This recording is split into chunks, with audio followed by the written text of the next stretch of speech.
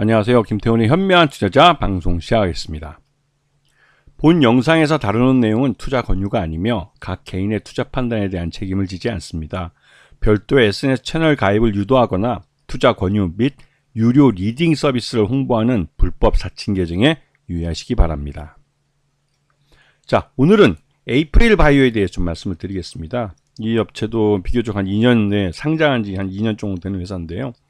이 업체가 다른 바이오 신약 개발 업체와 다른 점은 애초부터 신약 개발하는 그 기술을 라이센스 아웃하는 사업 자체를 사업화했다는 것이죠.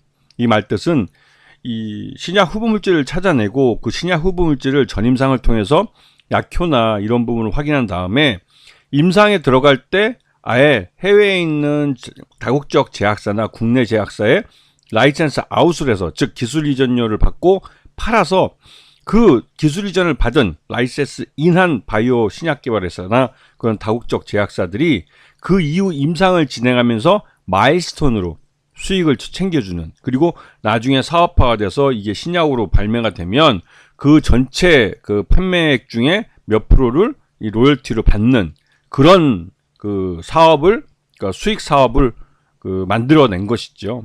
대부분의 이 성공한 신약 바이오 업체들은, 그러니까 신약 바이오 개발 업체들은 이런 라이센스 아웃 자체를 사업화하는 경우가 많습니다. 우리나라에도 몇몇 그 아주 소수의 이 바이오 신약 개발 회사들이 나름대로 그 기술력을 인정을 받고 해외에서 이런 다국적 제약사들이 이런 그 우리나라 바이오 신약 개발 업체를 라이센스 인해가는 거죠. 그러니까 기술을 사가는 것입니다. 근데 지금 보시게 되면 이 업체는 아직까지는 그 파이프라인이 그렇게 많지는 않습니다. 아직까지는 개발력을 갖고 좀 개발하고 있는 것들이 당장은 그 개발하는데 돈이 들어가기 때문에 그 많이 벌리지는 못하고, 나름대로 그 자기들의 이제 연구 연력, 그러니까 업력을 집중해서 빨리 성과를 낼 수 있는 쪽에 집중을 했습니다. 그때 이제 항체 라이브러리라는 거하고 세이파 그 지속형 플랫폼 기술이라 가지고 이런 두 기술은 지금 이미 파이프라인을 만들어서 지금 라이센스 아웃까지 한 경우가 있죠. 지금 보시게 되면 이 파이프라인 내에서 임상을 들어간 것은 APB-A1이라는 것과 APB-R3라는 게 두 개가 임상 1상을 들어갔습니다. 이 두 개 다 이미 그 해외 업체들한테 라이센스 아웃이 된 그 아이템들이죠. 그래서 이것들은 실제로 그 라이센스 아웃이 되면서 계약금을 받고 또 그 이후에 임상 단계가 진행되면서 그 마일스톤이 유입이 되고 있습니다. 자, 그거 외에도 국내의 세브란스 병원이나 이런 쪽들과 함께, 특히 유한양행은 주주로 들어와 있는 회사인데요. 이 회사들과 함께 공동 개발하는 신약 후보 물질들이 있죠.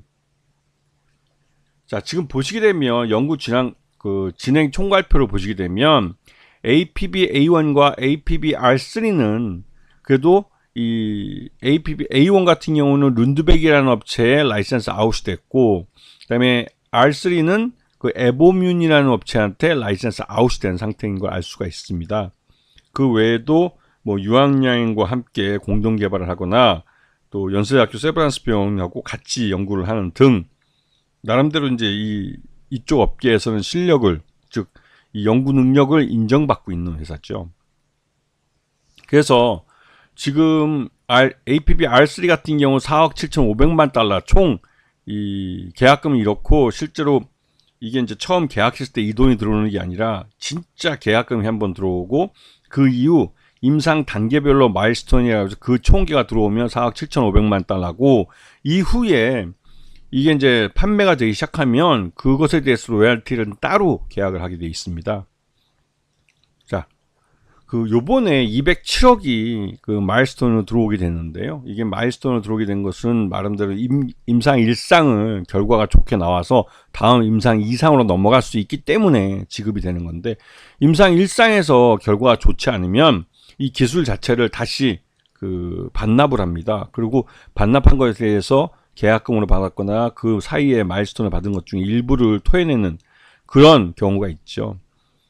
근데 요번 경우에는 임상 1성이 나름대로 그 좋은 결과로 나왔기 때문에 정상적으로 마일스톤이 지금 지급이 된 거고, 그래서 한 번에 207억 원을 지금 수령을 한 거게 된 된 것입니다.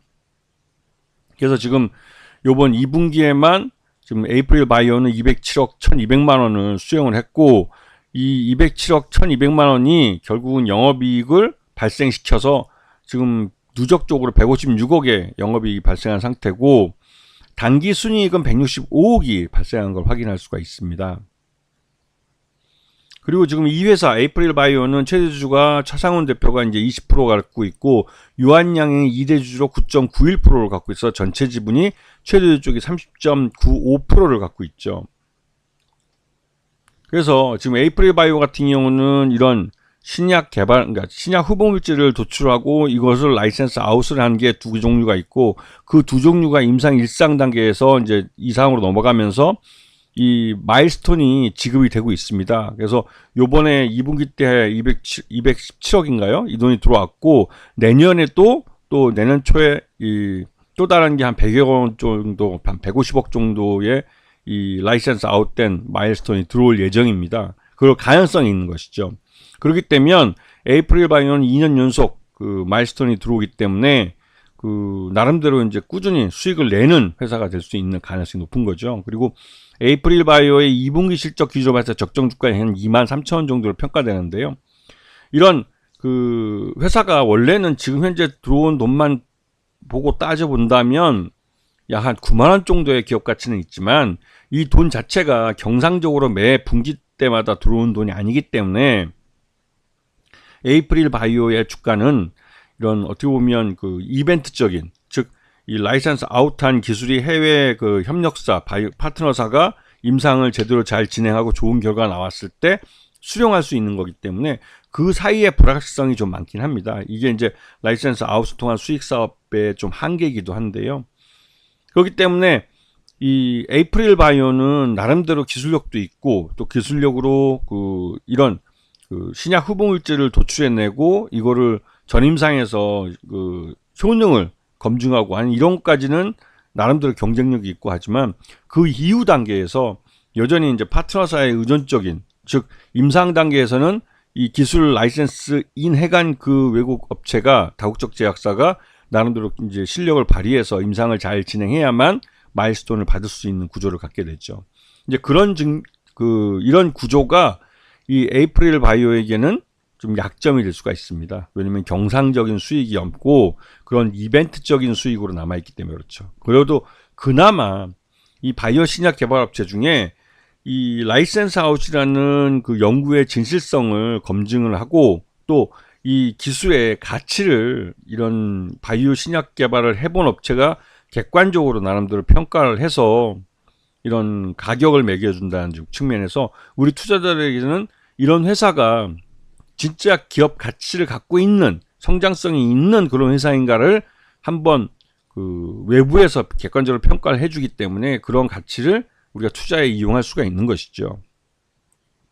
예전에 돌이켜보면 헬릭스미스 같은 경우는 그 바이로메드인가요? 그 이름으로 상장해서 거의 한 10여 년 동안 뭐 몇 조 원의 돈을 시장으로부터 받아갔지만 결국 임상 3상에서 실패하면서 회사를 매각을 했습니다.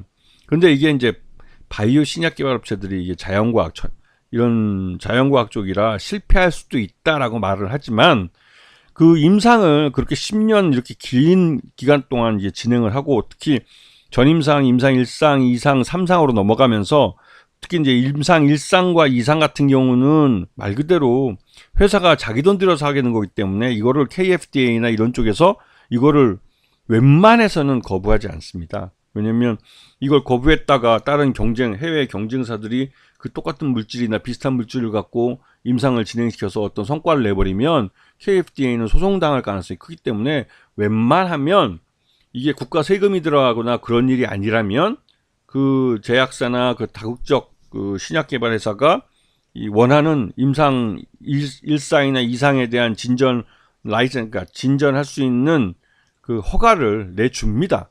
왜냐면 그 회사가 자기 돈 들여서 연구 개발을 하겠다는 거기 때문에요. 근데 이제 중요한 건 그 과정에서 이 회사는 이게 전임상에서 이제 효능을 검증했던 것들이 임상이라는 사람 몸속에서 그러한 기전이 제대로 작동이 되는지 안 되는지를 사전에 알 수 있다는 것이죠. 전임상에서 한 10명 놓고 했던 것들을 그러니까 임상 2상에서는 한 100명, 200명으로 늘리는 건데 10명에서 검증이 되지 않고 좋은 효능이 안 나왔다면 200명, 300명으로 케이스를 늘린다고 해도 그 원하는 데이터를 얻기는 쉽지는 않을 수도 있습니다. 그렇기 때문에 이러한 점을 잘 보시면 이런 바이오 신약 개발 업체들이 뭐 신약 개발하는데 뭐 10년이 걸린다, 20년이 걸린다 말하는 것들이 예전에 이제 코로나가 터지기 전에는 그 말이 뭐 일반적인 상식이었지만 코로나 터지고 나서 코로나 팬데믹 기간 1년 만에 백신을 만들어내고 2년 만에 치료제를 개발해내는 시대라는 걸 이제 우리는 실감을 했죠. 그래서 바이오 이 신약 개발하는 업체의 이제 박사님들 이런 사람들이 이게 뭐 20년이 걸린다, 뭐 10년이 걸린다 이렇게 말을 하는 건 어디까지나 옛날 교과서에 나오는 얘기를 하는 것에 불과합니다. 요즘 21세기에는 그렇게 많은 시간이 필요하지 않죠. 이 말 뜻은 이 신약 개발이라는 게 혹시나 하는 이런 기대감, 막연한 기대감에 의존해서 이 시장의 자금을 시장 참여로부터 받아가는 것이라면 이제는 1년, 2년 만에 어떠한 성과를 그 임상 1상도 2상도 그 성과를 빨리 낼 수 있는 그런 그 기술 발전의 시대에 살고 있기 때문에 이 임상 1상이나 여기에서 이제 명확하게 이게 성공 가능성이 높은 데이터를 얻었다라고 하지 않으면 어느 업체도 라이센스 아웃을 해가지도 않을 뿐더러 또 이거를 임상 2상, 3상 때까지 시장에서 자금을 계속 받아가면서 해줄 그럴 필요가 없다는 거죠. 그건 바보 같은 겁니다. 왜냐면 그렇게 좋은 그 신약 후보 물질이고 그러면 다국적 제약사들이 그냥 가만 놔두질 않습니다. 이 벌써 이제 라이센스 아웃을 해가려고 여러 번 미팅도 가지고 하면서 협상을 계속 하죠. 근데 그렇게 하지 않고 임상 1상을 지나서 임상 2상 꼭 자기들 스스로 임상 3상까지 하겠다는 식으로 하는 그런 업체들은 대부분 다 사기꾼이라고 보시면 됩니다. 헬릭스미스의 사례가 계속 우리 시장에서 반복적으로 나타나는 것이고 이 순진한 투자자들이 막연한 기대감에 속고 또 속는 겁니다. 그래서 바이오 투자는 굉장히 어려운 투자이기도 하면서 한편으로 라이센스 아웃 같이 중간에 연구의 진실성과 또 그 연구의 그 가치를 따져줄 수 있는 어떻게 보면 객관적인 그 이런 다국적 제약사나 또 이런 바이오 신약을 개발해 본 제약사들 이런 쪽에서 검증을 할 수 있는 이 라이센스 아웃을 꼭 해야 한다는 것이죠.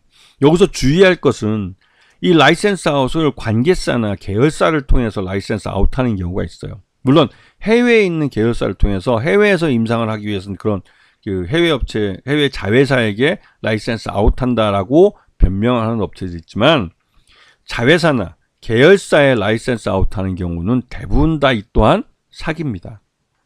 예전에 또 그런 회사들이 있었는데요. 이 해외에 있는 자회사한테 이 라이센스 아웃을 하고 이것을 라이센스 아웃을 한 그 가치가 그러니까 그런 경험이라고 이렇게 홍보를 하는 경우가 있습니다. 하지만 왼쪽 주머니에서 빼서 오른쪽 주머니에 넣었을 뿐이지 그 관계사라는 측면에서 또 계열사라는 측면에서 한 회사나 마찬가지라는 것이죠. 근데 이런 거에 속지 마시고 이 바이오 업체들은 이렇게 객관적으로 제3의 업체에 의해서 그것도 다국적 제약사나 이런 신약을 개발해 본 경험이 있는 그런 제약사들이 이 기술을 평가하고 정당한 가치를 부여하면서 그 계약금도 그렇고 마일스톤도 그렇고 계약한 대로 제대로 잘 이행해서 주는 것인지를 검토해 보면서 그러면서 투자 여부를 잘 확인해 보셔야 되는 거죠. 에이프릴 바이오는 그런 면에서 지난 2분기 실적 기준으로 봤을 때 적정 주가 한 23,000원 정도 됩니다. 그래서 23,000원을 넘어가지 못하는 이유는 이 업체가 이런 수익 구조가 이게 경상적으로 일어나는 수익이 아니라 이벤트적으로 발생하는 수익이기 때문에 갖고 있는 한계를 나타내 주는 거죠. 이런 부분을 잘 보시면서 투자의 타이밍이나 투자의 시기나 또 그런 부분을 잘 검토해 보시면 나름대로 좋은 기회를 잡으실 수 있을 겁니다. 아시겠죠? 자, 오늘 방송 여기서 마치겠습니다. 감사합니다.